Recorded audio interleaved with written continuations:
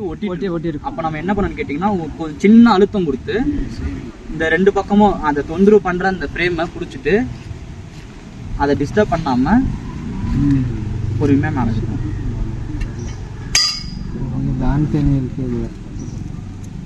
முன்னாடி வந்துச்சு ಈಗ ஒதுராதீங்க அப்படி தூரம் போயிடுங்க தெரியுதுங்களா? டைட் தெரியுதா? அப்போ அந்த டைட்டை நம்ம வந்து அதுக்கு நம்மளுக்கு தான் டைட் தெரியணும், தேனீக்கள் தெரியக்கூடாது. பொறுமையாக மேலே தூக்கணும். Very good. அவ்வளோதான்ப்பா. உங்களுக்கு ட்ரைனிங் கொடுக்குறீங்க. உங்கள் பார்வைக்கு நேராக வைங்க. உங்கள் பார்வையில் வச்சு இப்போ என்னென்ன பார்க்கணும் அதில். இப்போ அந்த ஃப்ரேம் எடுத்துட்டீங்க, இது புழு அறை. இப்போ இதில் என்னென்ன இருக்கணும்னு நீங்கள் செக் பண்ணணும்.